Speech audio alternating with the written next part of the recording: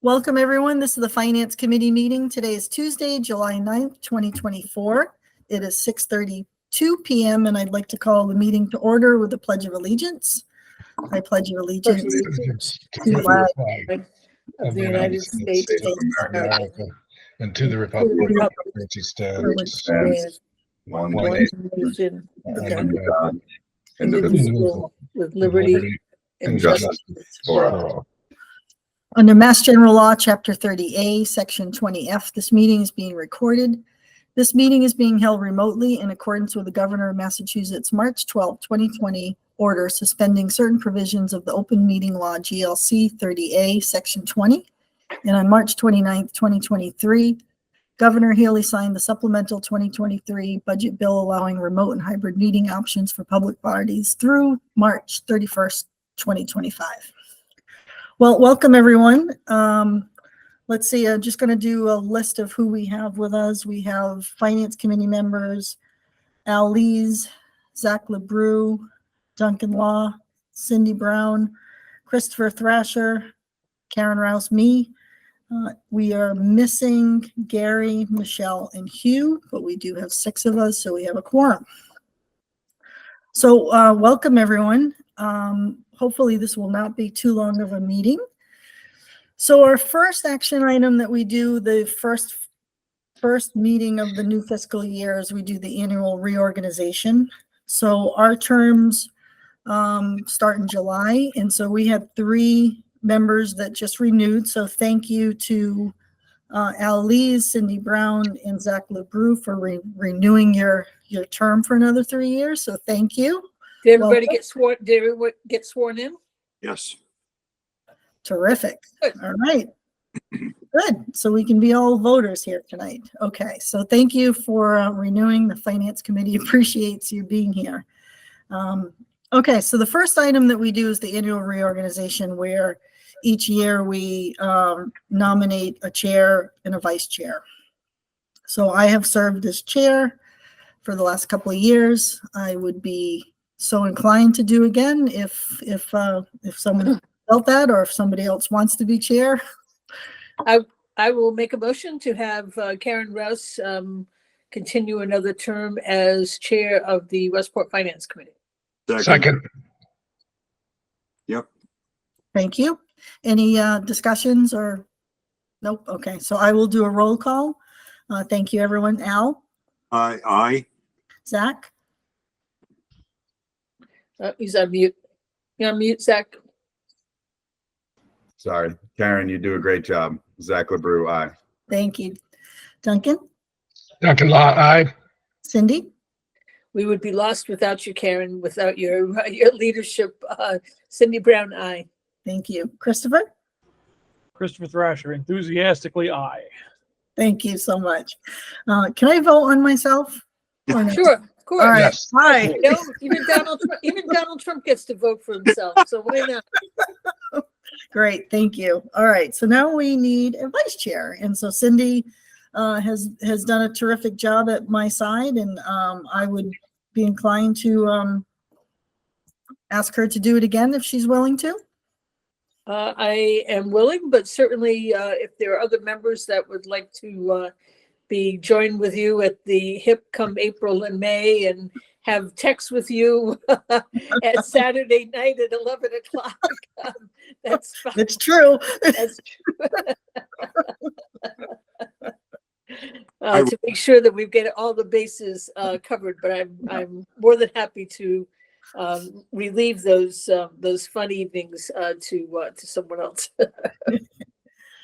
I would make a motion to have Cindy as the vice chair, and I would just remind the rest of the board or the Finance Committee that if you would like Cindy's job or Karen's, which is obviously off the table, you've got to sit in front of the town meeting for God. Think twice before you Right. before you put your hand up. Very true. All right. So we have a motion for Cindy. Is there a second for that? Second. Thank you. Any other discussion on that? All right. We'll do a roll call. Al? is enthusiastic aye for both of you.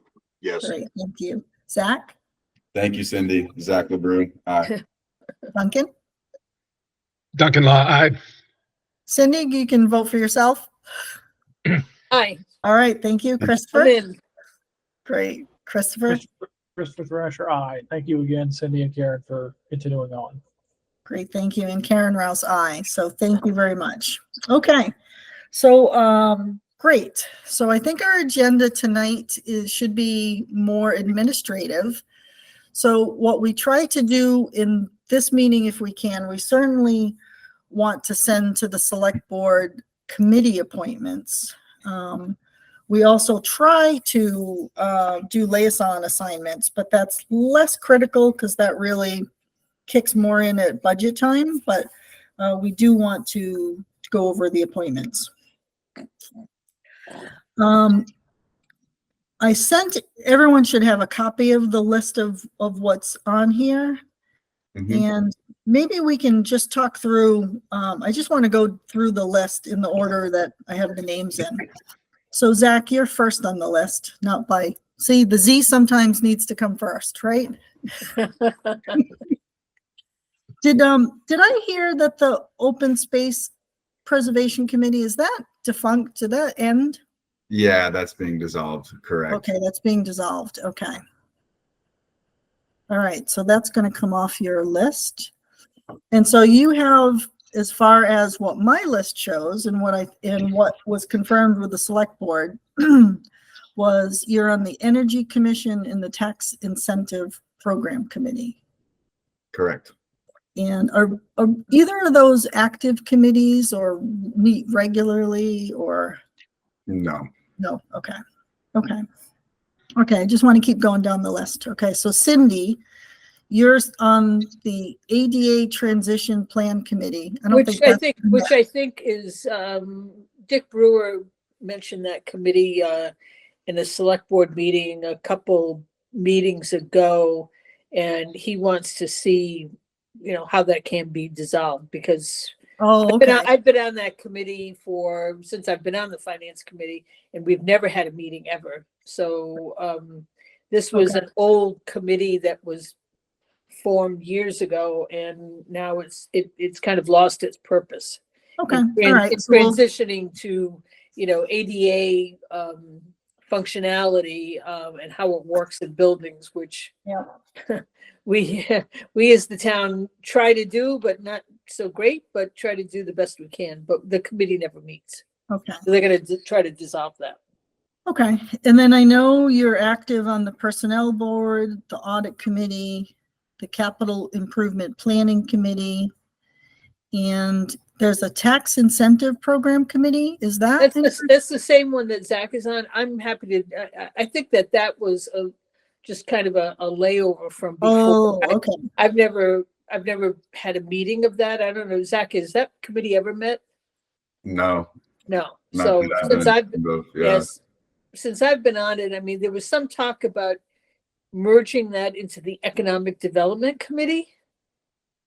Okay, Because so it what we kind of can goes do, hand in hand. so what we can do, so we don't need two FinCom reps. Correct. So correct. we can take off Cindy, so we won't renew your, right? We won't renew Yep. your thing. Okay, so we'll Right. knock that one off you. And okay. Right. And then, and then you are on the Long-Term Building Committee, but not as a FinCom rep, right? Or are you? I'm at large, I think. So interestingly enough, Jim has one that says you are the FinCom rep and that I'm that large. The town clerk has something completely different and Right. haven't really been able to figure out which one's which. So So I don't know if the town clerk record is the one that kind of we should go by. As I indicated to Karen, when I received a renewal letter or an appointment letter, I was rather disappointed because the letter that was sent to me just said, you have been appointed to a committee/board.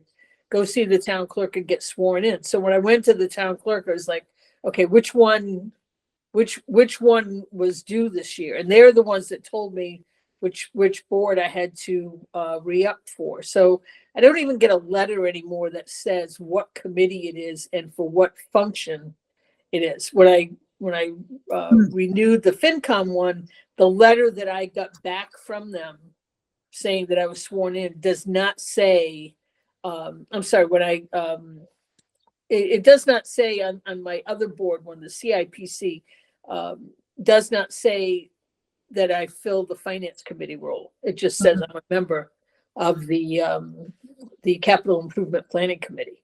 So it doesn't even say that.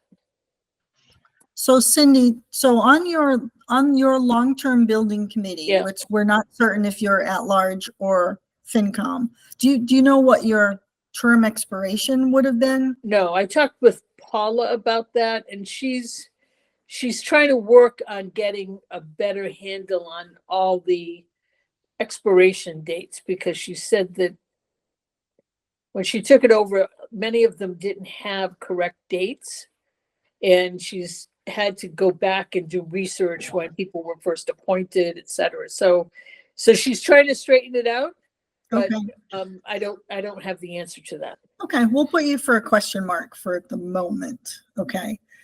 But So those are not annual appointments. they're not annual appointments? No, Not the long-term building committee. It was No. a 3-year appointment. So Right. I just, so mine says, again, Jim says mine's at large through 2026. right. So- Same thing with personnel board and audit committee. Those are not annual appointments. Karen, remember when you were on the audit committee, it was all set up with the staggered dates Yep. so that people, so it's a 3-year rolling thing. Some committees are annual and some are not. CIPC is an annual appointment, but personnel board, audit committee, and long-term building committee are not annual appointments. Okay. So that might in part lead to the confusion, because when the FinCom sends the appointments to the select board secretary, we don't put the term date end. So they would need to determine what the term is and then tell us what that is. So, okay. Right. So it's still a little bit of a bowl of spaghetti as far Right. as trying to really get a good handle on every board and committee, who's on it, who the chair is, and what the expiration dates are. It's a big Right. task for Yep. Paula to get her arms around. Right. Okay. All right. I'm going to just keep going down the list. So Gary was next. He's not here, but we had him on the ADA transition, which we're saying is going to be no longer. And Gary is also on the personnel board. So we have both of you as reps. I'm not sure. So initially when I got on the personnel board, I was at large, but then there was a brief period of time when Gary said he was not going to Right. stay on the personnel board. So then I was appointed as the FinCom, but then he decided to stay. Right. So I don't know which one of us is at large and which one of us is the FinCom rep. Right. So many questions we have. Okay. Okay. All right. So we're not sure on that one. Let's see what we can do here. So Hugh is not here, but I know he was on the public safety staffing committee, and that's been defunct. So I think that's expired. We should take that off his list. And then he is on the community and on the CPC. And from my understanding that's an indefinite appointment, so that didn't even have a term. It just renews every year. Is how it was explained to me from the CPC chair and Hugh. Okay, so I am on the school building committee. I am not sure when my term ended, so the list I got from Paula had me on the committee, but she didn't have an expiration date. Right. It's good to know that some of us don't have expiration dates. The life without parole. That's it. Right. When you cross over the 6th floor, you're really happy you don't have an expiration date when you hit the 6th floor, meaning you're 60 plus. You like those non-expiration Wow. dates. Well, remember, I'm a former grocer, and Oh, so right. everything is expiration date. You know, it's Wow. All right, so we'll keep on going. So Duncan, you're on the Internet Advisory Committee, and it looks like that's your only committee. I don't think you have any controversy, Duncan. No, other than the committee, but Right. Can't help you there. All right, so now Christopher. So Christopher, we have you on the Infrastructure Oversight Committee, the Long-Term Building Committee. We have you as listed as FinCom reps, and then previous to your joining the FinCom, you were on 2 other committees, Economic Development and Audit Committee, and those are at large. So we have just those listed. Do you have any discrepancies? Did you get any more information, Christopher, on what you're? So for the Infrastructure Oversight Committee and for the Economic Development Committee, rather, I was originally an at-large appointment. I believe because of the structure of that committee, I believe I was moved to a FinCom rep for the Economic Development Committee because there was an additional at-large member that was appointed, that was reappointed to that committee. So it's actually the gentleman who does the markets. But and the other thing was on the Long-Term Building Committee. As I said, I've got, so the term is 2 more years, and it's listed, at least Jim has it as me being an at-large member for the building committee. So I'm not sure how you want to. So you say Jim has you at large, and but we have you as FinCom rep? Is that? Yes. So the roster that I saw at our meeting on or last Monday had me as at large and Cindy as the FinCom rep. But again, the discrepancies, there are some discrepancies on that. So Right. I would, if Cindy's agreeable to it, I would very much like to be an at-large on the Long-Term Building Committee, and Cindy, I hope you're willing to continue on that committee too. Sure. Okay, good deal. Especially after last night, there's now more work coming. Right. So Right. some more conversations on that front today. Yeah. And as See, far what's confusing on this for me is your term is already 2026. So I don't know that we can, if the term had expired and we were redoing it, it's easy to do, but there is an existing term on your. But it doesn't expire until 2026, right? Right. See, Cindy's looks like, right, because most of the terms are expiring, so that's easy to reset ourselves right now. Yeah. But except that one shows a 2026 term, so I don't know how to. So I'm looking at the spreadsheet right now. So it says items in green are confirmed with Paula. So Paula has me as being the FinCom rep. Yep. Interesting. I don't know why Jim would have something Right. different. That's what I'm curious what Jim has. Okay. Okay. Yeah, and the confusion part to me, even on the economic development, is that this is the list that we all have, is what I sent to the select board for appointment. So we never made you the FinCom rep for economic development. So that's why I'm confused how you could be that. But Yeah, it looks like the term ends anyway, so we don't have to worry about that one. I recall that there was a situation where one gentleman was on the Economic Development Committee, his term expired, and then I want to say it was Maury May just appointed him. I'm not exactly sure if he ever sent the request to you, but the idea was to move me to the FinCom rep because there was no FinCom rep at the time. So I don't know. Right. So Yeah. he doesn't have the authorization to do that. So the FinCom needs to vote, and and then send it through. So that might be where there's some confusion. That would make sense from Yeah. from that last term. So, Right. and I'll Okay. tell you, I mean, the Economic Development Committee met one time to set up the farmers markets, and that's it. So, Right. Okay.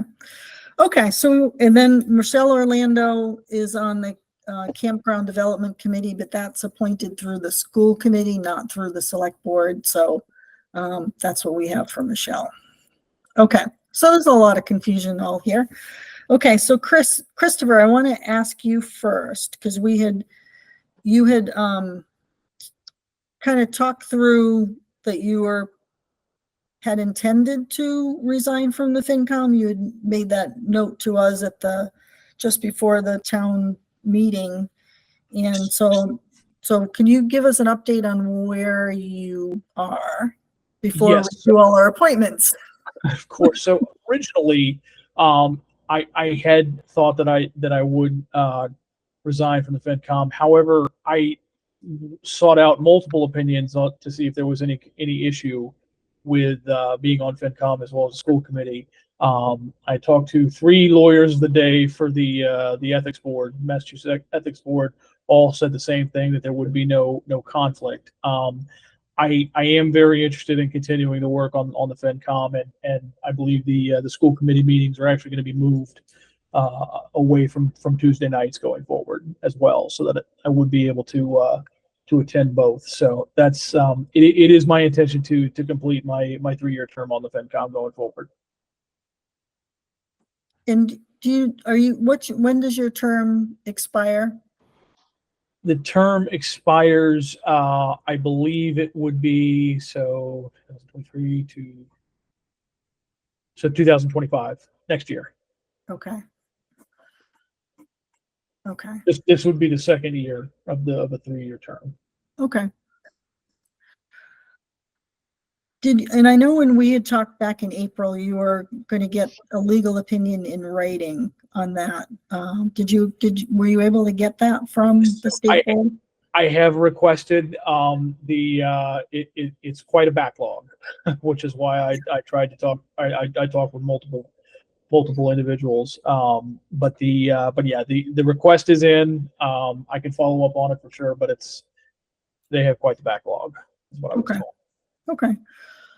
All right. So you're going to stay on the committee. Okay. Well, welcome back, or you never left. So I'll just make a comment, and I'm not a lawyer. So, and I'm sure you've spoken to lawyers, and there's not a conflict from the legal standpoint, but I've expressed to you that it feels to me there's an implied conflict of interest. So I just want to navigate through the year.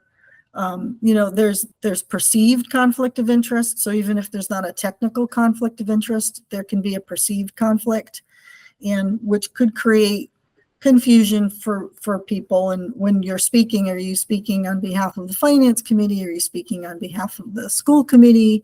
So there's a lot of elements that come into play, even though there may not be a technical conflict. So, let's think through how we navigate that through the year together. So if I may respond to that. yeah, absolutely. I feel very strongly that there is not an inherent conflict, because at the end of the day, we all serve the town of Westport. I do believe there would be a conflict if, for example, it was a paid position as an elected official, say with the Board of Health or with the Select Board. But as I said, when it comes down to it, we all serve the town of Westport. We all trying to be as fiscally responsible as we can for all town departments, and that mentality is also what I bring to the school, what I brought to the school committee, and will continue to. And I think it's very crucial going forward in these in all the budget discussions, even talking about the building, the old high school building, all of these things. It's very important that a collaborative spirit be be lifted up as much as possible. And quite frankly, you know, the us versus them thing aspect of some of the conversations that have happened over the past year, I'm really hoping that a lot of that, I'm really hoping that a lot of that can be put aside and we can move forward and all try to make fiscally sound decisions for the town of Westport as a whole. So that's my feelings on that. You know, I do intend to your point about am I speaking for myself? Am I speaking for FinCom school committee? I would certainly make a point to whenever I'm outside of a committee meeting to make it clear. But I really, it's my intention to again bring a collaborative spirit with the hope of navigating through some significant financial challenges for the entire town, not just the school committee. So that's my thoughts on that. Okay, no, appreciate it. We'll just assume when you're at a FinCom meeting, got your FinCom hat on and you're speaking as a FinCom member. And when you're not at a FinCom meeting, I think that's an important piece to distinguish if you're at other committee meetings or other places, what, you know, if there is a difference where, you know, where you're coming from. So go ahead, Al. Christopher, just wanted to say, you know, something you said a couple of minutes ago. There has always been, in my lifetime, a them versus us. To paraphrase what you said, and it goes back to Milton Earl. It goes back to Martha Kirby, and it's not. I'm not saying this positively or negatively. I'm just saying that's never going to be dispelled, especially when everybody is you know, looking for scarce resources. So I'm if you want to continue, if the group wants to have you continue, I'm all for it. This is not a negative comment. It's just that there's always going to be that yin and yang between the town and, you know, let's call it the town side and, you know, the school side. It's the way it's always been. Mm-hmm.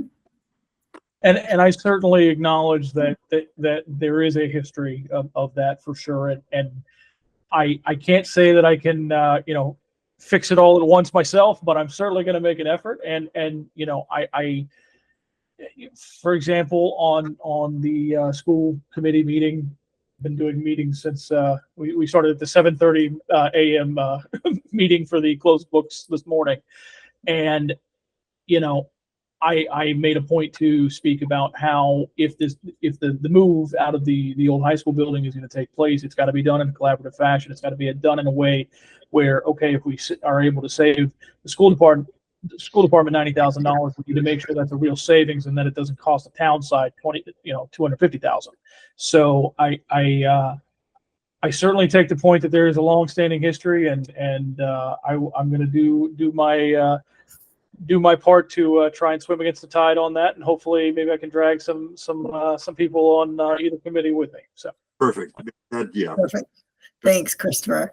Yeah, and I'm all for collaborative, and I'm all for you staying on the committee. I just, in what, you know, as in the future when we talk about budgets, I think we all need to be conscientious of as the us versus them. So another department coming in and talking about their budget, and if you personally have conflict with their budget, they could perceive it to be, oh, that's because it's the school, you know. So we want to navigate that carefully to make sure that people are understanding that you're doing it with a finance committee hat, and it's not an us versus them kind of thing. So I appreciate you being here. So, all right. So now we have to figure out the committee assignments. So Cindy and Christopher both have the heaviest load, or had the heaviest load. So we got some terms that have expired. So Cindy, are you comfortable? Do you want to stay on the personnel board, the audit committee? Well, all right. So just to give you a little background, so the personnel board is a fairly active one. If there's any board that I would like to have, others involved with it would be that one, only because it is, you do get a little bit more involved in the struggles of how the budget for the town side as well as the school side is 75% of the budget. And so even though the personnel board is not involved in the union contracts, it's very much tied into what everybody else in town gets paid for their services. So it's a very active committee. I'm happy to continue to serve on it, but certainly any of the committee groups that I'm on are up for grabs if people would like to to join in. That's no problem at all. We're down a member on personnel board. Getting a quorum sometimes is a struggle, so it can be it can be a challenge sometimes to get things done. What was the other board you mentioned? Audit committee. Yeah, let me just phrase that a little bit differently too. So I'm not really right now asking for a second member to join the personnel, but if somebody wanted to be on the committee, maybe to replace or that. So right, that's why I just wanted to let people know what's involved in that committee. Currently, I'm the chair of the personnel board, and we just had that compensation review, which the personnel board has not had the opportunity to go over in detail as a committee. But so there's some work involved in that committee. I just wanted to say that. Yeah. Okay. The other one, audit committee, is not. Christopher is also on that now as at-large member, but that is not as involved. Our mission is to meet quarterly, so and that's pretty much what transpires, is meeting quarterly. So I've done that for several years. You've had a round at that. I'm happy if someone else would like to join in the party, the quarterly party with that. So I have no problems with that.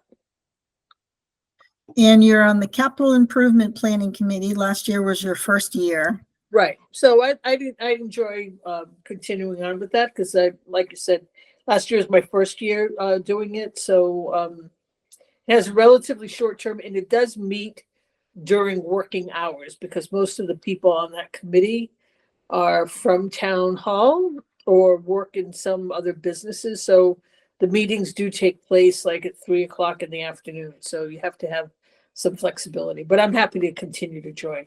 Okay. Okay. All right. Then Christopher, so I would love to break up as much as we can. So I think there's a lot of overlap with the infrastructure committee, the long-term planning and economic development. I'd love to split those into 3 different committee members if we can do that. So I think as far as the infrastructure oversight committee and the economic development committee, there is a bit of overlap there in general with those 2 committees. I would certainly like to maintain on the infrastructure oversight committee going forward. If the as I said, the economic development committee has only met once from last term. At least when it wasn't a joint meeting, so to speak, with the infrastructure oversight committee. So it's yes, I mean that's certainly at the committee's discretion there. I would say that I would very much like to continue on the infrastructure oversight committee, and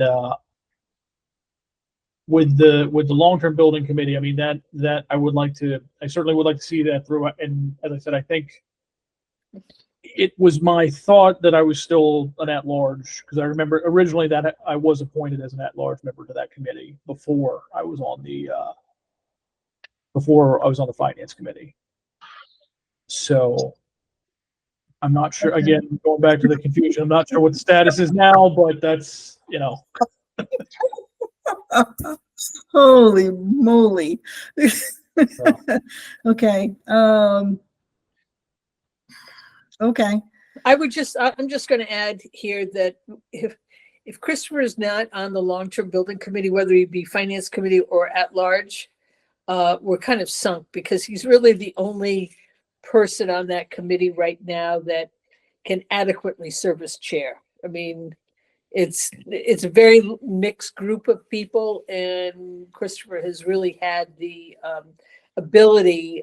You developed a great slide presentation last night without any input from any of the other members, without any help from any of the other members. So he's really done a very good job on that committee, and we've kind of gotten another second chance, if you will, or a second mandate that we'll have to work on again quickly. So I would certainly recommend that Christopher stay on the long-term building committee. It would, however it is, whether it be at large or. Well, Christopher's term on the long-term building committee is through 2026. So he's will be on the committee. The question is if he's good. at large or FinCom rep, but he is on that committee. And hopefully by 2026, if we don't have this thing figured out by 2026, oh my God. I will not be asking for reappointment in 2026. I can assure you that. Hopefully that part of the committee is done and gone, but we'll see what happens. Okay, so now we have so it appears the Infrastructure Oversight Committee does have an expiration of 2024, and that I believe that's annual appointments, right? It seemed like the select board just did annual appointments for that one.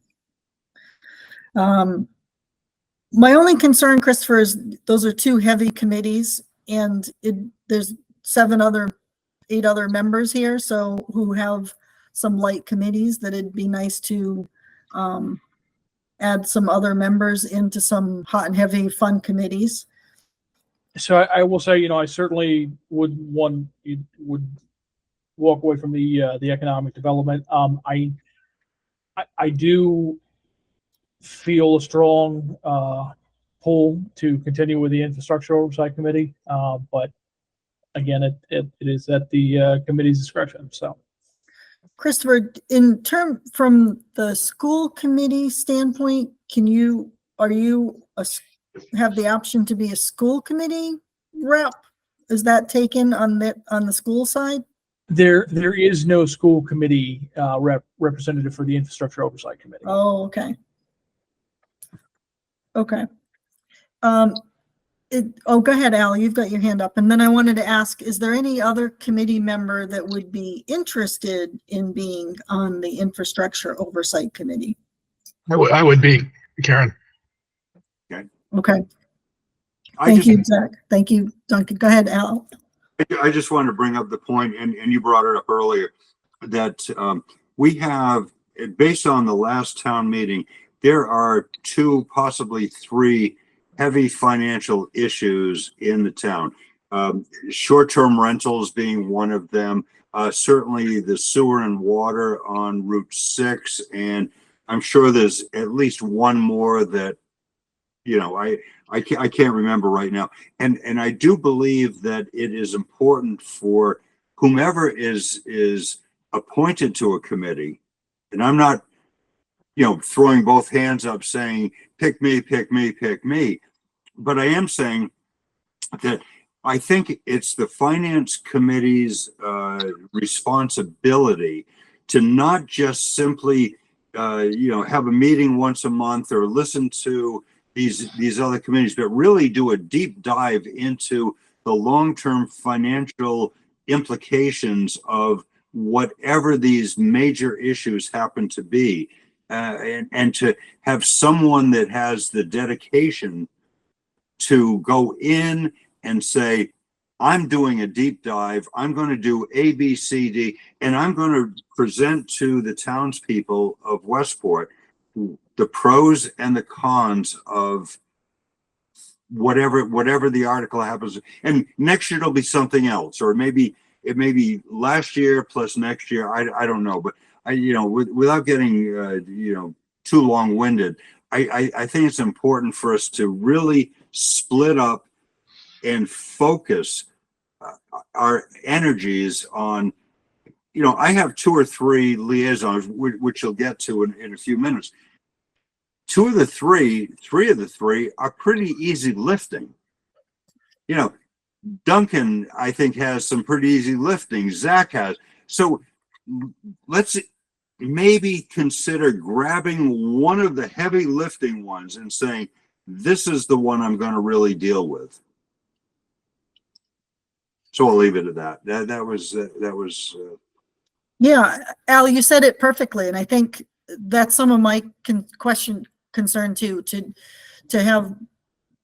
be on a committee where there is likely some financial implications that are going to be coming to us in the next year, potentially as a warrant article, to have different members participating in those committees is much more helpful, because it's overloading and overwhelming.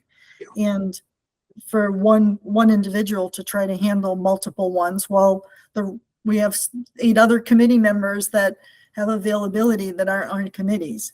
I also worry about, if some committee member has to resign for personal or other reasons, that leaves a big hole to the committee, that for multiple committees now that are heavy financial ones, that we're really behind the 8 ball. And so separating it out a little bit makes it a little more helpful too. So, the big committees, and you're right, the long-term building committee is going to be a really busy committee for the year. The infrastructure committee is a very busy committee. The capital improvement committee is a very busy committee in a very short period of time for 3 or 4 months, but it's a very busy committee. Right. And has some pretty big financial implications. So keeping those separate, I think, is really helpful. Karen, I have to sneak out for a couple of minutes, but I'll be right back. So I'm going to turn off, but I'll be right. All right. Thank you. All right. So, Zach, you're on a couple of committees that are lighthearted. Do you have any other committees that you might be interested in if we sort of do a little swap here or there? I would say not personally.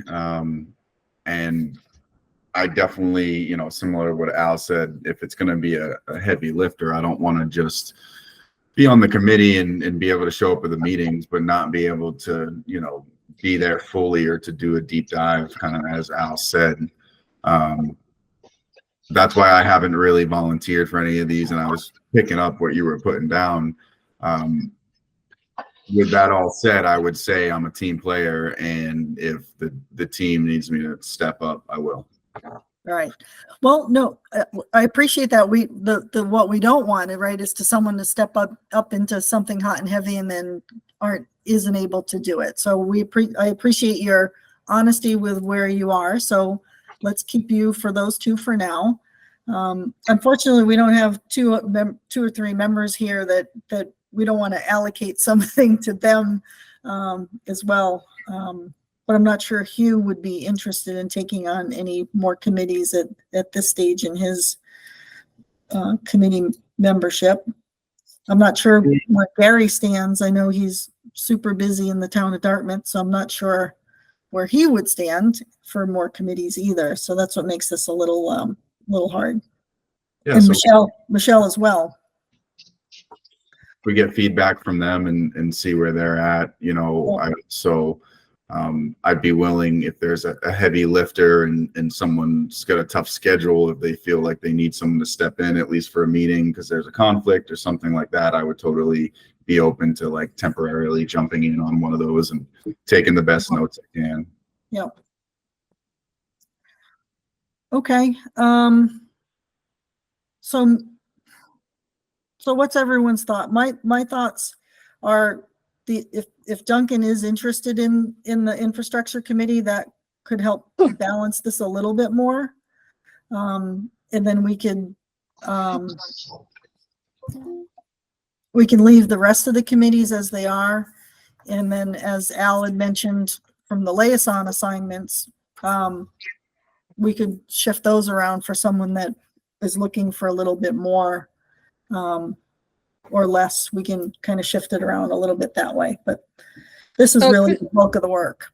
Can I just ask Chris a question? Yeah. Christopher, if your assignment for the Infrastructure Oversight Committee were shifted away from a FinCom member, would you still have the opportunity to become an at-large member?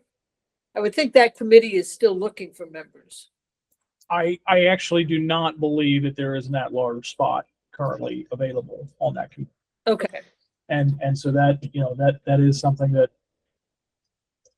certainly drives my thought process here on wanting to stay on the committee, because again, there is no opportunity at this time based on the appointments that have been made already this term. okay. And so, and as far as you know, even though the process that, the members had gone through over the past year with the large project was defeated, you don't think that there are some members that may now not want to come back? Based on the conversations that I had with several members, including the chair, it does seem that there is that everybody is planning on returning, Okay. with the possible exception of one of the planning board representatives. Okay. So that's, yeah. And I mean, having gone down to DC and being part of a meeting with Senator Markey's office, going through some of the a lot of the process there. Once I came on, I will say that I see, I was appointed very late in the process for the last time, the last questions that came before town meeting and the ballot question, and I think that there's a lot I wish I was able to maybe have a say in, or at least help guide in terms of scope and in terms of how it was presented. Because I do think obviously there was some fundamental flaws with the way it was presented last time. And again, I admit it's something near and dear to my heart that I would very much like to continue on that committee. So, but again, I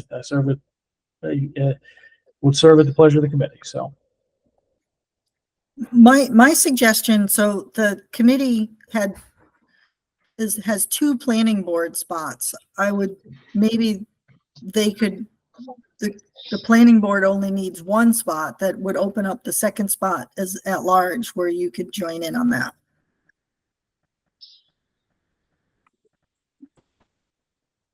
it's always possible. But, Yeah.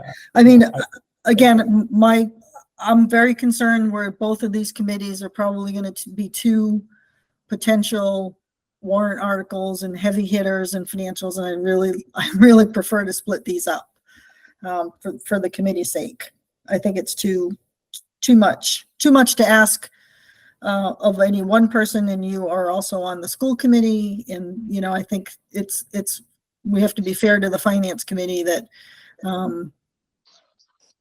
to split things up a bit. So as I said, I've certainly stated my preference, but again, I do serve at the pleasure of the committee. So it is up Yeah, to the committee here. So my recommendation would be to appoint Duncan Law to the infrastructure committee. I don't know if someone feels the same and would like to make a motion to that. Excuse me, I would make a motion to appoint Duncan.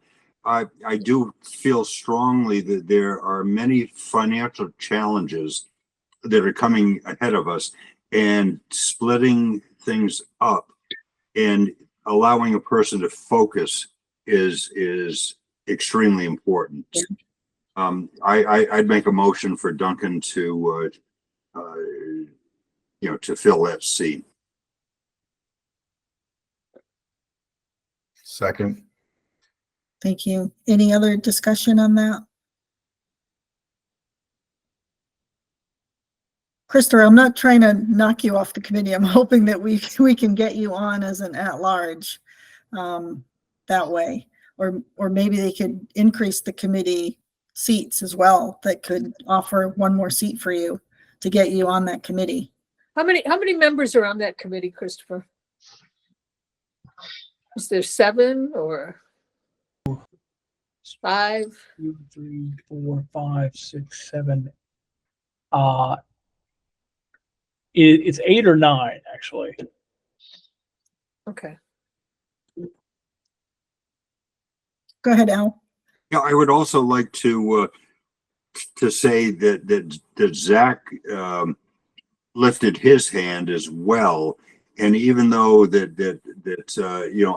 put a motion in front of us for Duncan, there are other committees, some serious committees, or issues, if you will, that are going to come before us. So I want to make sure that Zach gets his due as well in this.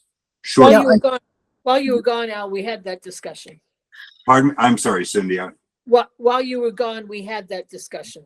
Okay, great. Okay. Yep. And Zach was happy being on the two committees he has and not to get overcommitted with his committee. So he was good. But thank you for thinking of that. Appreciate it.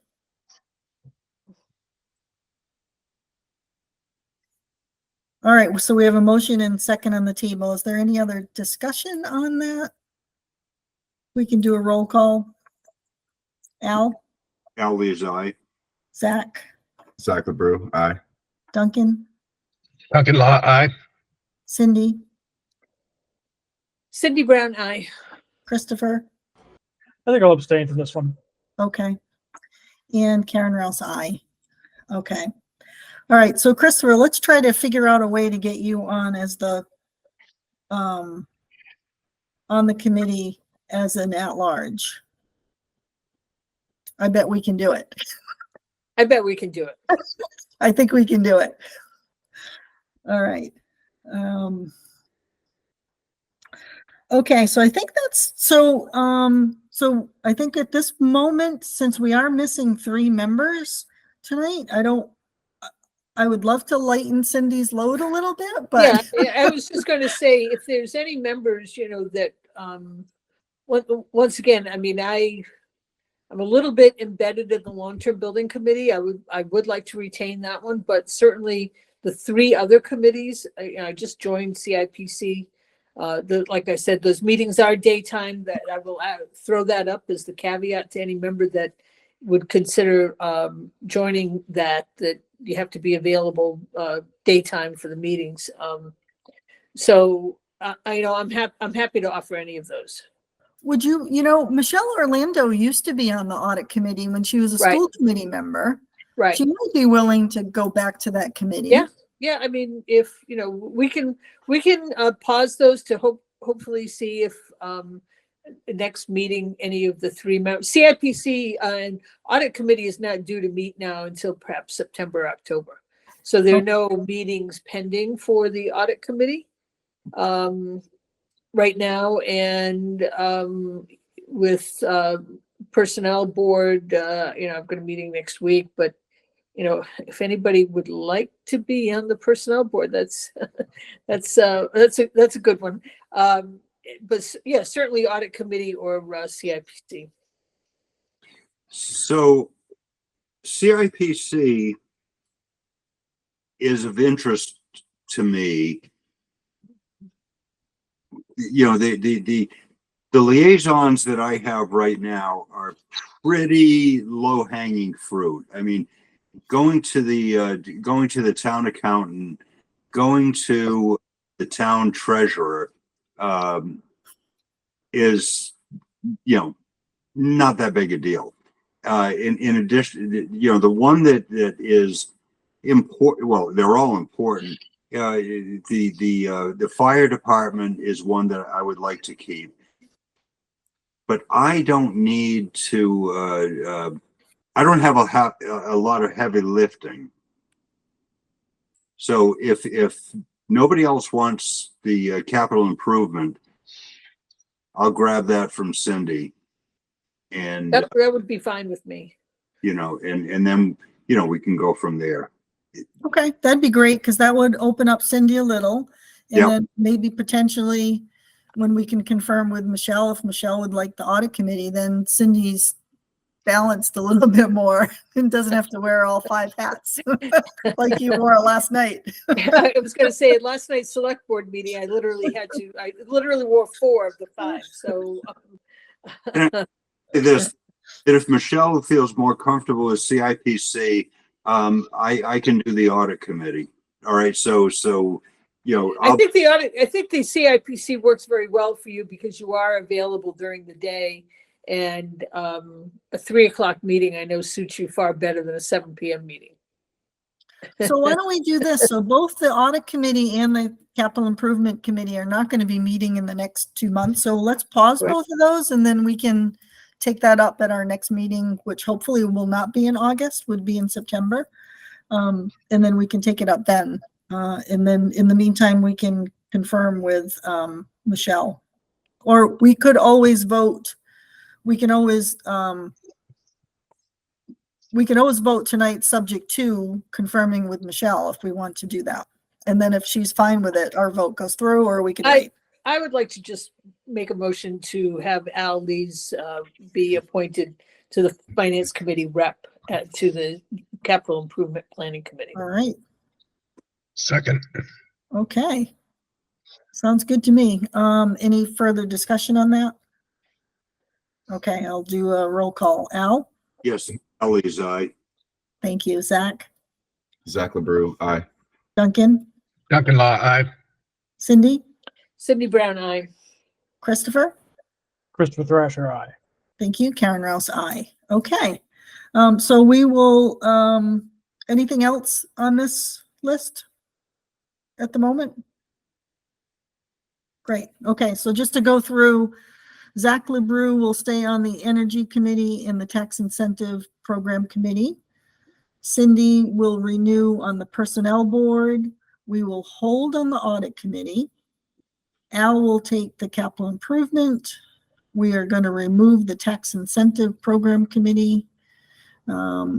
We have a question. Cindy is still on the Long-Term Building Committee, which we think is at large. Gary is on the Personnel Board. His term is through 2026. Hugh Morton remains on the CPC with an indefinite expiration. I can stay on the School Building Committee. Don't know what my expiration is. I can confirm that. Duncan will continue on the Internet Advisory Committee. That will get renewed. And then we'll join the Infrastructure Oversight Committee. Christopher remains either as we think is the FinCom rep for the Long-Term Building Committee. And Christopher's at large, so we don't, on 2 other committees. And Michelle Orlando remains on the Campground Development Committee. We don't know her expiration on that. Okay. Okay. So Cindy, the Long-Term Building Committee, we should just list you as our at large, Sure, right? sure. Like, It's yeah, the best information we have. that's fine. And you don't know your expiration though, No, I do not. right? Okay. Okay. I'll check and see. I'm sure I have the paperwork here of the last time I was appointed. Yeah. So that will give me some. I dug out the letter just a couple of weeks ago because that was when I confirmed that it did not say Right. what my status was. So Okay. I'll dig that out and it will have the expiration on that. Okay. Okay. And all right, well, that takes care of the committee appointments. I think we should wait on the liaison assignments till Yeah. Hugh and Cindy and Gary are back to see if we want to switch them up a little bit. Yeah. There's some nice benefit from switching things around because then you get to learn of other budgets and a little more, you go into the next level that you normally don't go through. So there's some value to kind of moving things around for someone that's held those budgets for a number of years. If you're new to it, then you're still new to it, but we should wait till we have a full committee that we can go through. Karen, I would like to add that we need to step up our game a little bit on Diamond. So they're going through some issues in Fall River right now about not about the construction, about the payment of it, because they've evidently added some some portions to the building that are now not fully reimbursed by the state. So the last article I read, now granted it was in the paper, doesn't mean it's 100% true. It was not just somebody posting online, it was in the Herald News, that their reimbursement level now has dropped down to the mid-50s, which means that the portion that everyone else is going to have to pay keeps going up. And I feel that we don't have a very good handle on what the future cost will be for the Diamond School. Not that we can do anything about it, but even just their yearly budgets. I feel like we've gone astray a little bit from getting good information yearly, when it's budget time, how their budget is, comprised, and we just get the bill and eat it every year. And we don't really have a good handle, I don't think, on their budget process, and certainly this now construction process. So I think that we need to have a good dedicated liaison to Diamond, that we haven't had that presence. I know when Tracy was here, she was also the representative for Diamond. And I know that we have a Westport resident that sits on the board of Diamond. And maybe we could have that person in, when it's budget time, to inform the board, the committee, of what's going on there. So I think we just need to include them like we would any other board, have them in, and let's talk to them. Mm-hmm.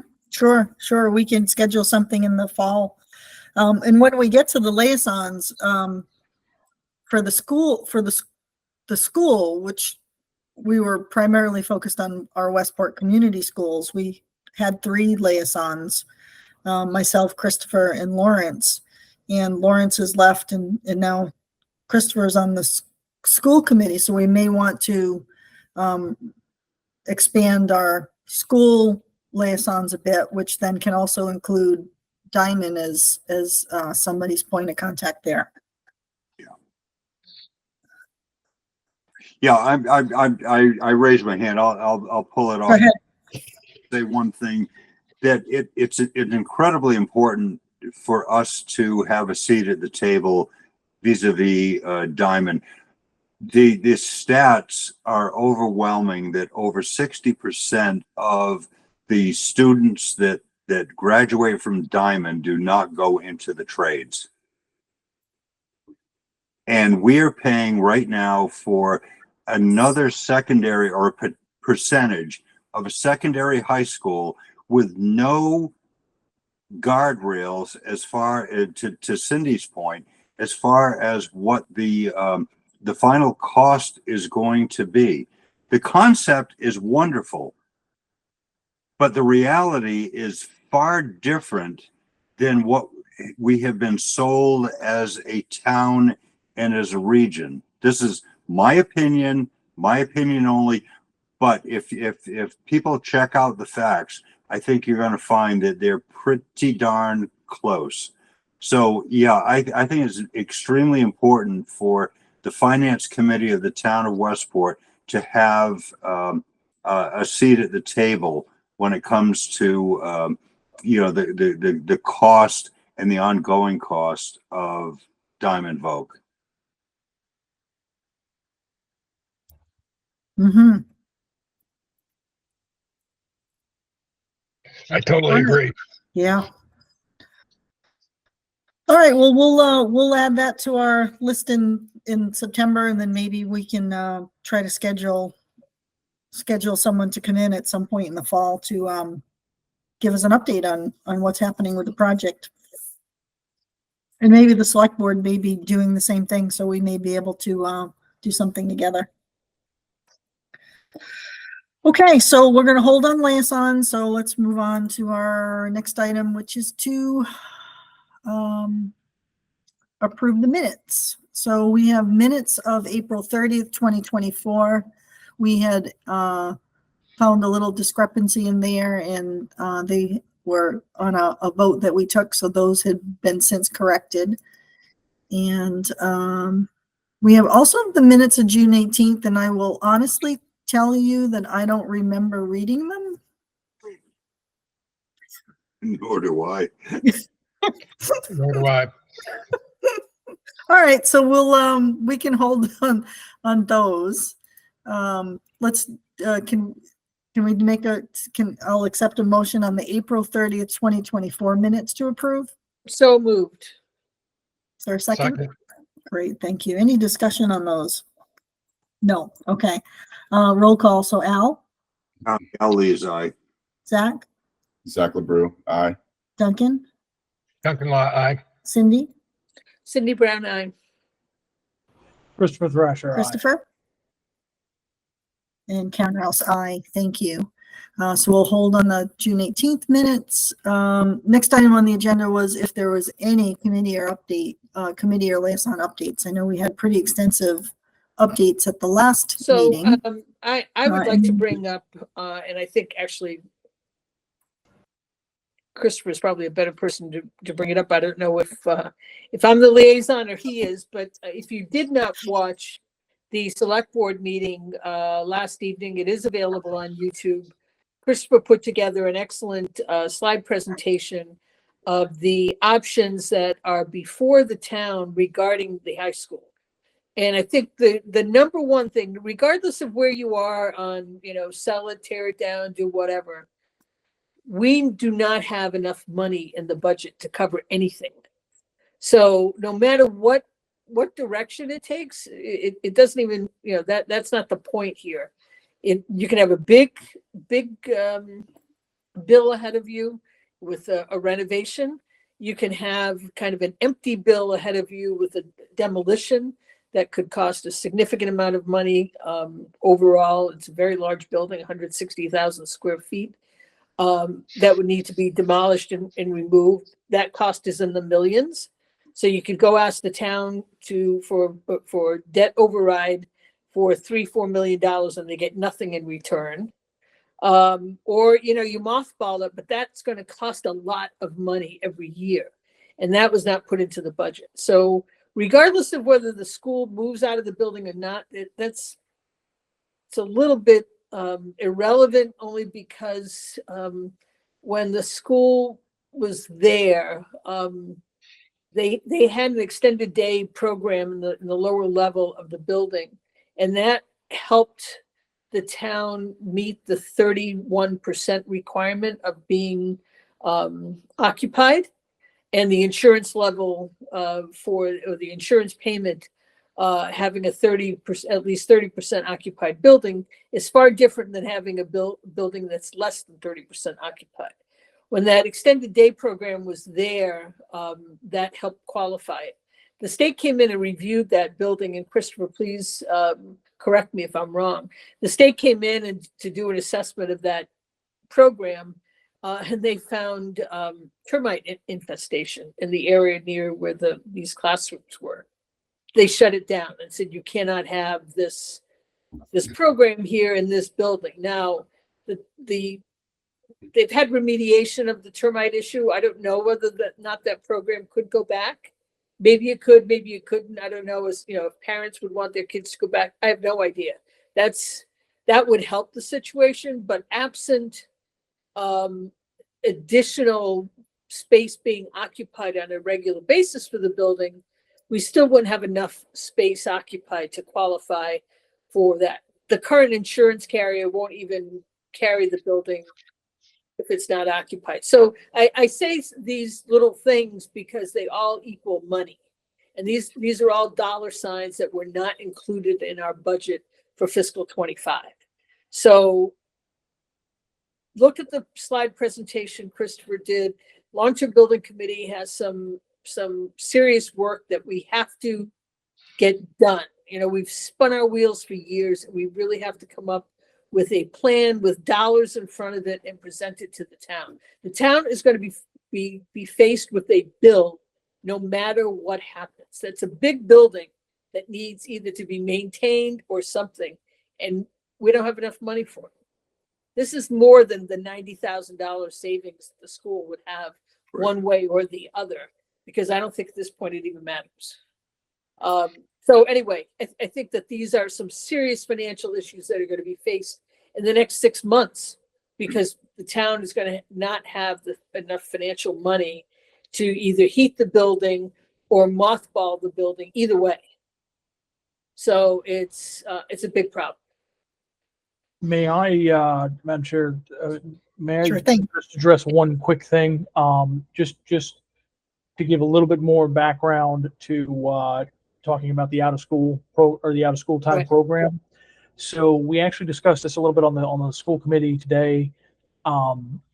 It is actually possible that we would be able to utilize the building with that program in a different part of Oh, the good. building, perhaps even the part that's being vacated by the school administration. So there's also a letter being sent to the select board, if it hasn't been sent already, also asking for a bit of a workshop with school administration, with Jim Hartnett, as well as select board to kind of iron out some of the logistics here. But I do see a path that allows the school administration, most of the school administration, to move into the other schools, but still be able to utilize that building without needing that increase in insurance costs. So certainly nothing's done until it all gets flushed out, but it does seem to me that there is a path of least resistance that's opened up on that front. And just to follow up on what Cindy was saying, thank you for the kind words about the presentation. I think that I mentioned this last night.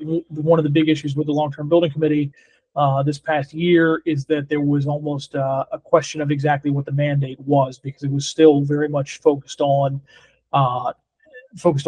trying to, or I guess going over all of the options as opposed to focusing in. So I think it seems to me there may be a clearer mandate coming from the select board now that is, okay, this is the direction in which a strategic plan needs to be crafted to be able to present something to the townsfolk. So I think there's been some baby steps, but I think it's a pretty big leap forward. At least there seems to be a clear direction now of what work needs to get done on that committee. So Great. Thank you. Thank you both. Al, you've got your hand up. Go ahead. Just very quickly, and this is actually a good conversation about some of the feedback I've been getting from people within the town is that they want the finance committee to take major issues and do a deep dive into the implications for the town, the taxpayer. Christopher, I haven't looked at your presentation. I will tomorrow. I've got nothing else to do in my life, so I'll happily.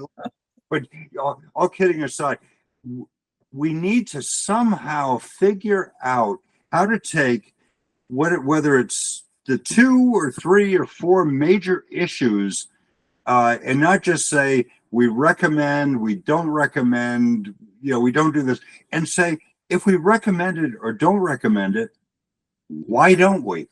And do a deep dive. And one of the reasons that I suggested earlier that we kind of deconstruct or decouple some of the finance committee members and go into different buckets is so that he or she could focus on that particular issue and feed it back to FinCom and feed it back to the town so that we can say, we think this is good or not good for all these reasons. So I'm glad that Cindy and Christopher have and Christopher in particular have this sorry, my dog's growling, have this particular PowerPoint or whatever it might be. And I think we need to do more of this. We are the financial, whatever. the people that they rely on, okay, or one of them. And I think it's important for us to be able to present our thought process, towards a particular issue. Thanks, Al. Appreciate that. Thank you. And I agree with that. I think, ultimately, right, the finance committee makes a recommendation for town meeting, but the finance committee is a resource and should be involved in so much of, many of these projects as they're going on. And I want to make sure our committees and our liaisons are off doing the committee work, but then keep the finance committee updated on what's happening and allow the finance committee to pass along ideas, suggestions, concerns, comments that feeds back to the committee, and there's a discussion that goes on, rather than waiting for us to only reply it as a recommendation at town meeting. That it seems wasteful, totally. So, right. So coming up with that mechanism that we're in the loop and kind of participating in that process as well. So I think we'll, work on that throughout the year as well. But thank you. And thank you, Christopher, for being on that committee and taking charge of that. So I look forward to a direction. A direction. As do I.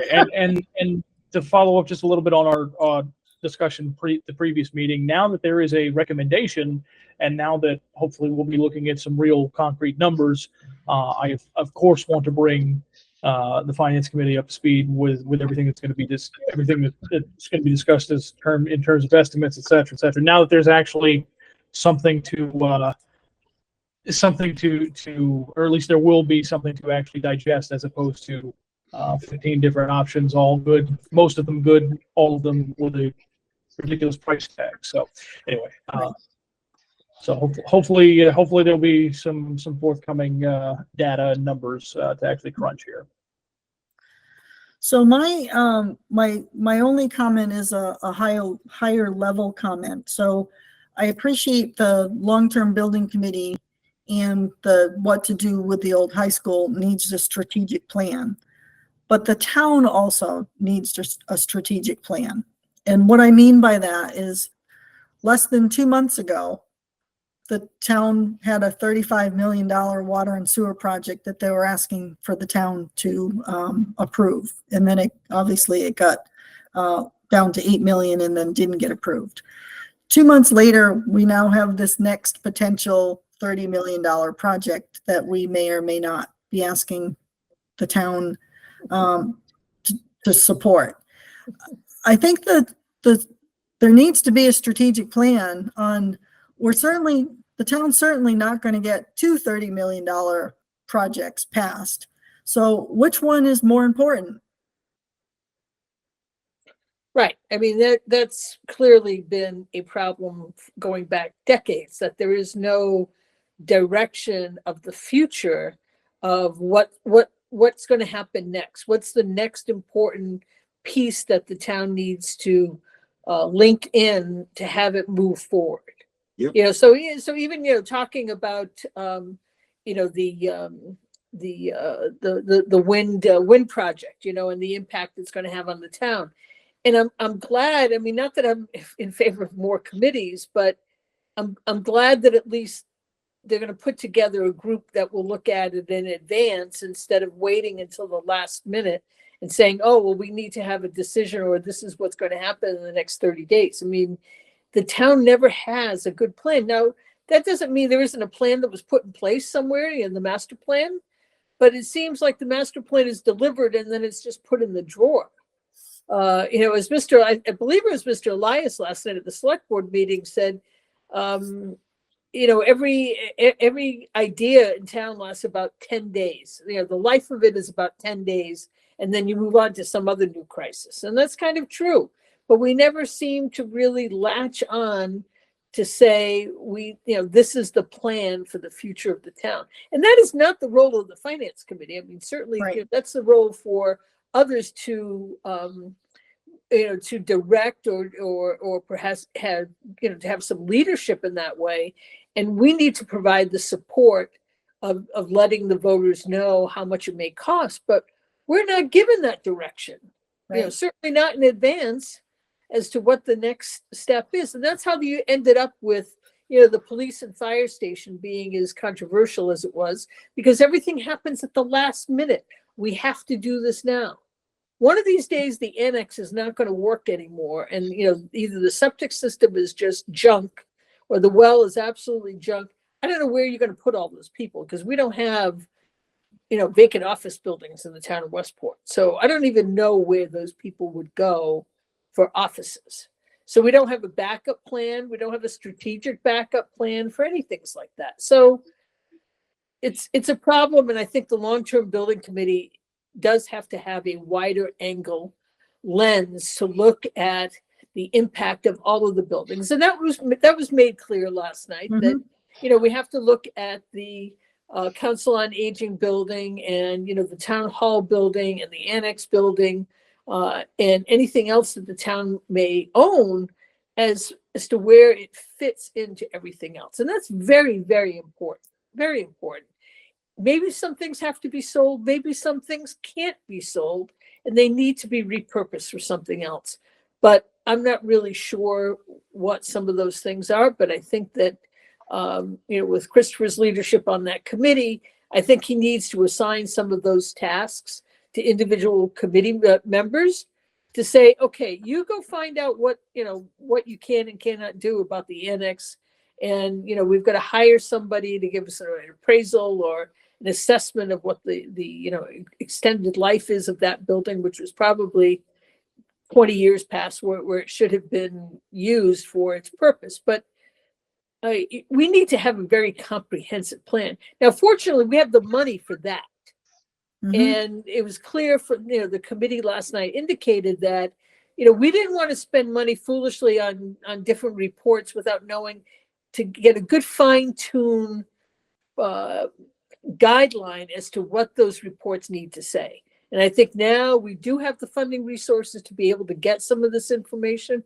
We don't all have to do it on our own. We can get professionals to help us identify what the value is of some of these buildings and what some of the problems are with these buildings and put us in the right direction. So I think we're finally going to be able to pull something together. And I think Christopher's really got to lean on people on the committee to do some of the work. He can't do it all.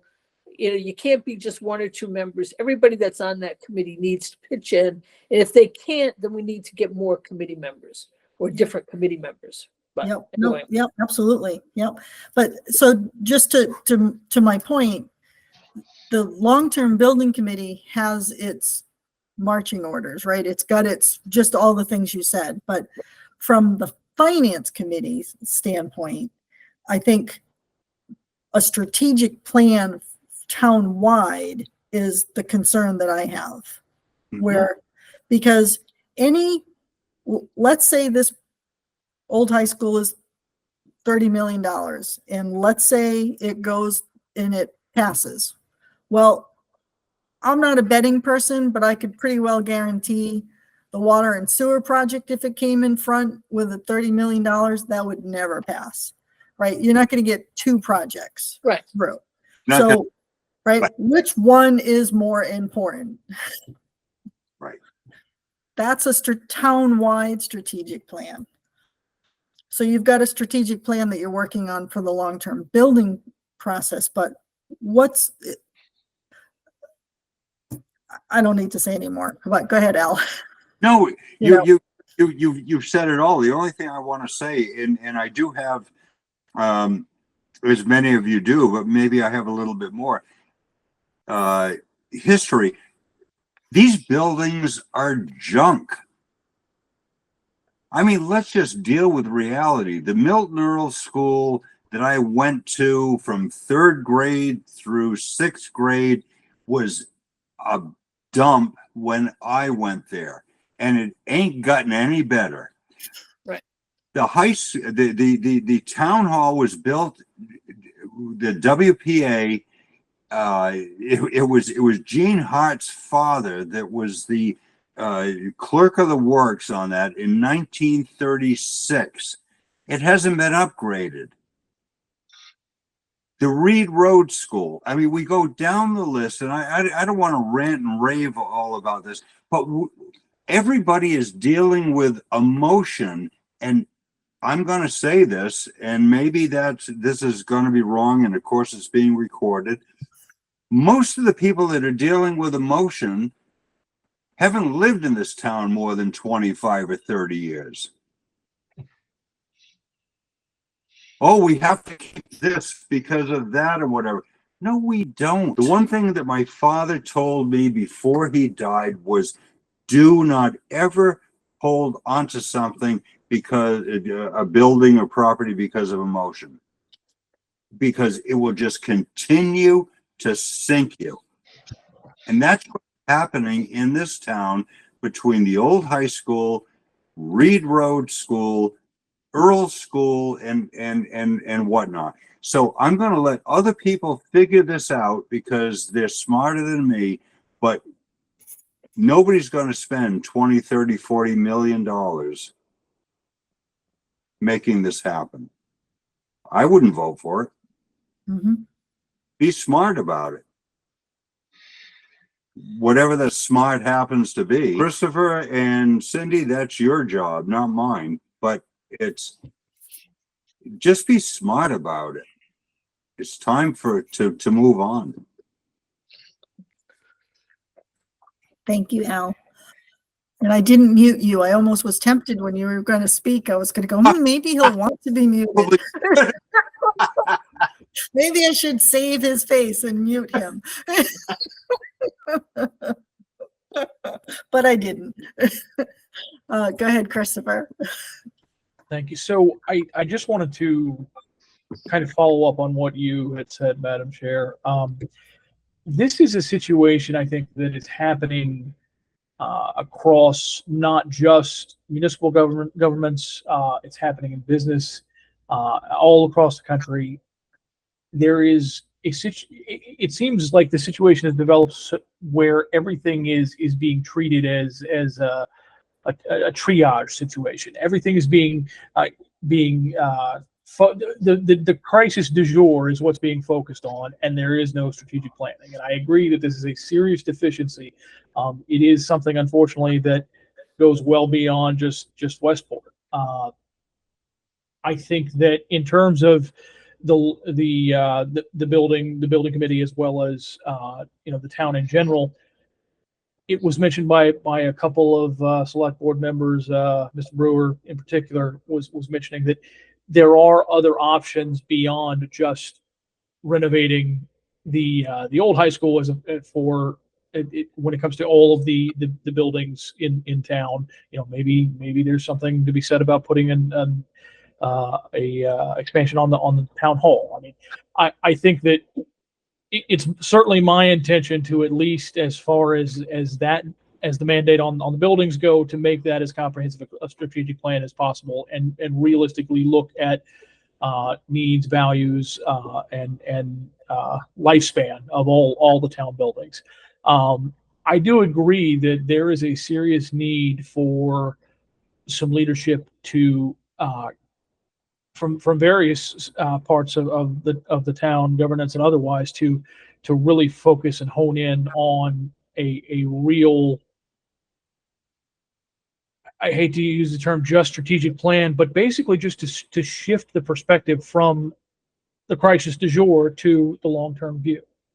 And that's, it's a tall order, certainly, but I think that anything that can be done to try and focus in or try to, if nothing else, just sound the alarm, because it is very clear, the plans that were and the reports that have been presented. I mean, we have significant fiscal crisis coming up. It's just a question of is it going to be 2 years down the road or 5 years down the road, or perhaps even next year? Like it's coming, and without without the willingness to approach this from a comprehensive perspective, it's going to continue to be a triage situation. So that's, Mhm. I think you're spot on right there, and I'm hoping that others will follow along and understand that it really is a shift in perspective that is necessary. Mhm. Thank you, Christopher. Anything else? All right. Thank you for the updates.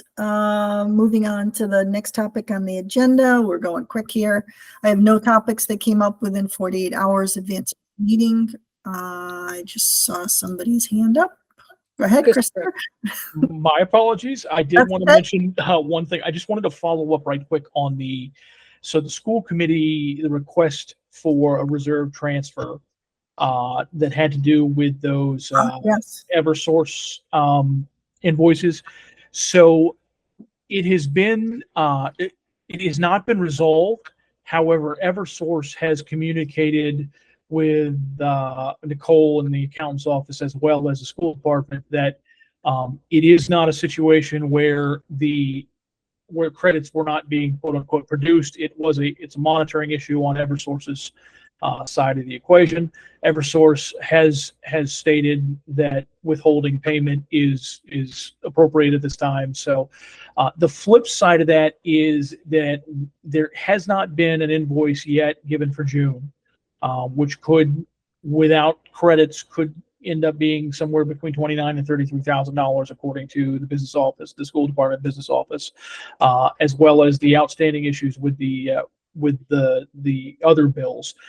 These funds were not encumbered from the 2024 close of books. So it is anticipated that this will be dealt with based on the credits once the credits are correctly applied. But I do want to make the committee aware that should it end up being that should it not be resolved in the coming months, there may be a need to revisit it. But so far, at least, the guidance from Eversource is that they are aware and that the issue is on their end, and that withholding or at least making a significant decrease in the payment is appropriate at this time. Great. Thank you for that update. Cindy, go ahead. So how have we dealt with June?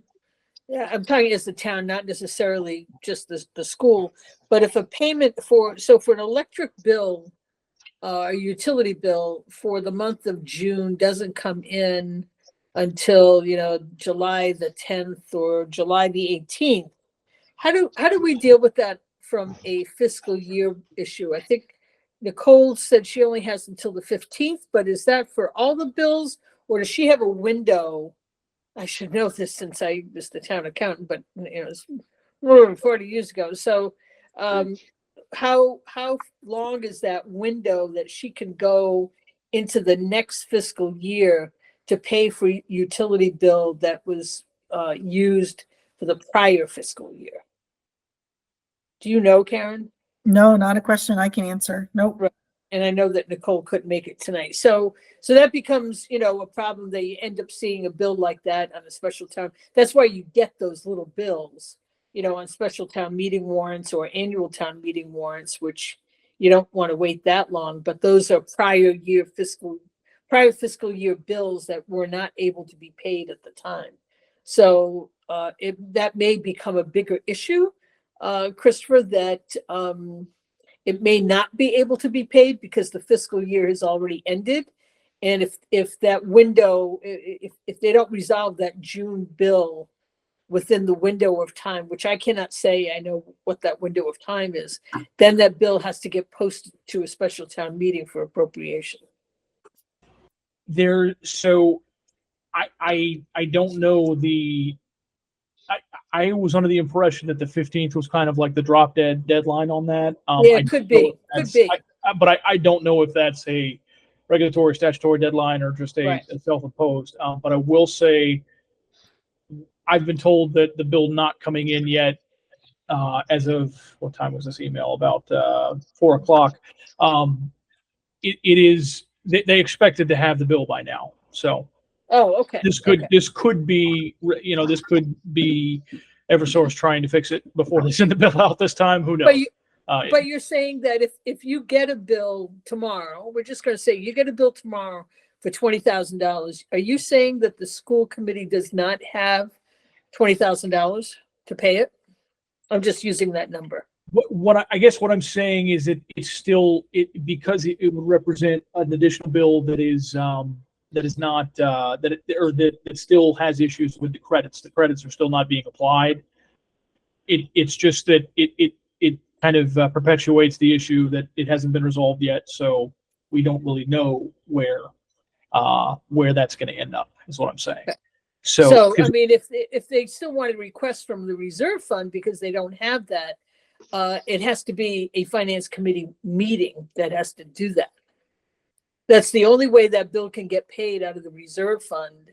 If the school committee does not have the funds to pay it, they have to come before the finance committee to get a transfer out of the reserve fund. And that would require a meeting on our part. It was my understanding that was the reason the transfer was brought to be discussed last meeting. The committee certainly expressed hope that this would be resolved by now. I was certainly hoping, as was the business office with the school department, hoping that this would be resolved by now. The best we have is that it is confirmed that it's an Eversource situation or an Eversource issue, and that Eversource has said it's perfectly fine not to pay the bill in full at this time. Okay. But I do, if there is, I don't know if it's not possible, I guess, for this meeting to do a reserve to make Nope.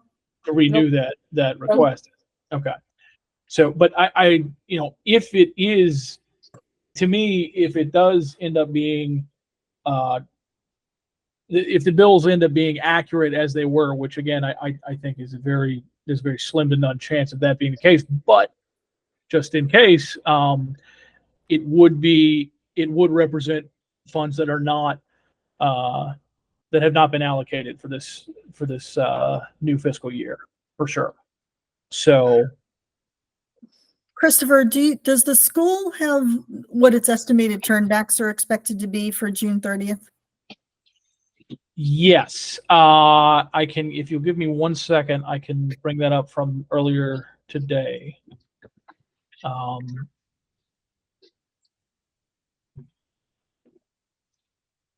cannot say that it is a large amount.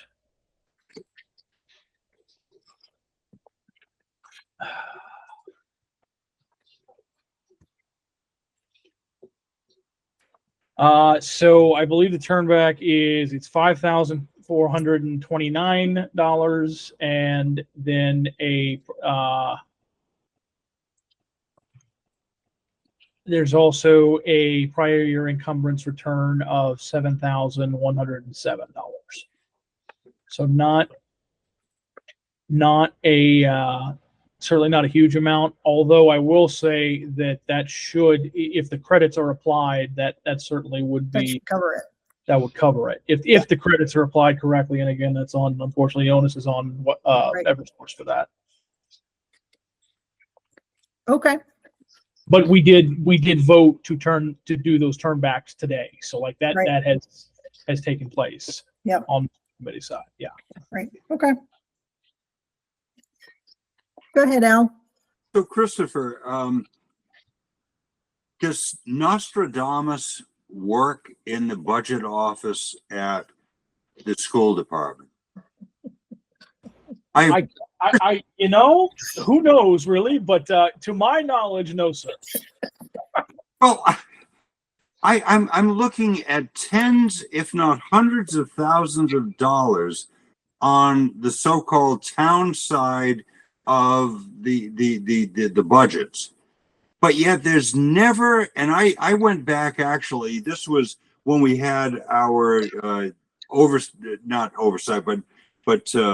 override committee, and I went back 15 years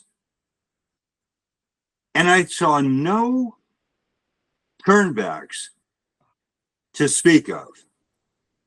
20 grand, 25, whatever, over that period of time in the school department, but hundreds of thousands of dollars. So I'm not pinning the tail on you. I'm just simply saying it's amazing to me with a $21.23 million budget that the best that they can do is come up with $5,000 to turn back, or else the people that are doing the budgeting are so pencil perfect. I will say this. I came to both the finance committee and to the school committee with an ethos of fiscal responsibility. And I will tell you that when I receive the bill warrants, for example, I go over those with a fine-tooth comb. So far, the only thing that I have found that could even be considered, I found absolutely no waste. And what I have found, there was one item, I believe, to Lee's Supermarket for about $200 that was in the wrong category. And so far, that's the only discrepancy that I have found. And that, so I bet so don't blame me. Oh no! It just yeah, certainly didn't. It's just funny that literally was the only thing I found, and I want it to. I want you all to know, and then to the people of Westport to know that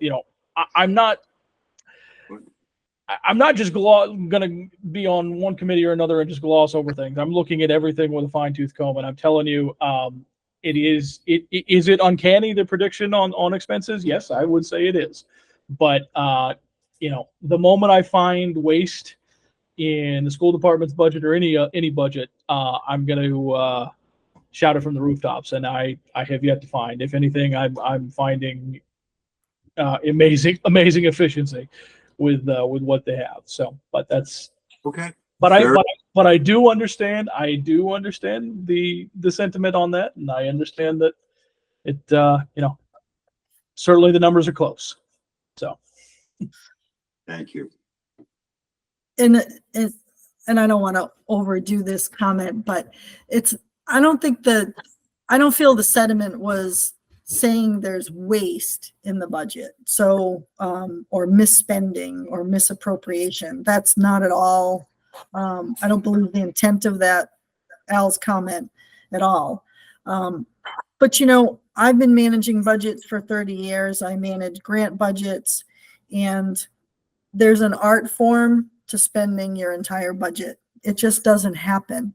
And that's not a bad thing. But there's a plan to spend the money and intend to not return any. And again, that's not a bad thing, but doesn't just happen organically. So in no way saying that there's wasteful spending in any regards, and I'm sure everything that's purchased is needed, but there is a plan to spend down a budget to return nothing. So again, it just doesn't just happen. Again, not that that's a bad thing, because it's a very tight budget, and whatever you don't spend in this fiscal year puts you in a hole starting in the next fiscal year. So if you can spend it down in fiscal 24, you don't start off with a hole in fiscal 25. So it's management of a budget. So it's not a criticism. It's not a negativity. And just for the record, I want to be, I certainly did not take that as a disparaging comment by Mr. Lees either at all. If anything, I just wanted to highlight that, yes, there is an art. There's certainly an art to coming to hitting the number that close. What I have noticed, just anecdotally, I will say that it's almost it's very much the opposite. Instead of spending all the way down, it's trying to it's almost going backwards and trying to manage a deficit to the point where you actually get the $1,000 turn back. So anyway, right. but again, I certainly did not take that as no. Right. For the record. Yeah. And thank you, Karen. Thank you. One last comment that 25 years ago, my former brother-in-law was the business manager for the school department. And at that time, I learned every trick of the trade when it came to how the school department did what they did to zero in on the $0. I'm not saying it's different. It could be different now. It could be not be different, but there was a scheduled pay down at that time. And I'm all I say, I mean, you know, and we're all products of our, you know, former experience. And I just want to say that I think it's important for us to look at what is truly spent down, if you will, and what is at the end of the year in the that last 30 to 45 days, you know, spent down without necessarily needing it. So we'll leave it at that. Great, thanks. All right, so thank you, everyone. So I think we're ready to wrap. No correspondence to talk of. Topics for next meeting. Liaison assignments for sure, and we'll go from there. Meeting schedule. I don't see a need for an August meeting at this time. So if we're all amenable, we can take August off and reconvene in the second Tuesday in September, whatever date that is. How does that sound for everybody? Good. Sounds good. Sounds good. Okay. All right. Then we've gone through the agenda. So if nothing else, anybody final Motion to comments? adjourn. All right. Motion to adjourn. Second. All right. Super. Al, Aye. thank you. Zach, Zach LeBrew, aye. Duncan, Dr. Law, aye. Cindy, Cindy Brown, aye. Christopher, Christopher Thrasher, aye. and Karen Rouse. Aye. Thank you, everyone. Have a great July, August.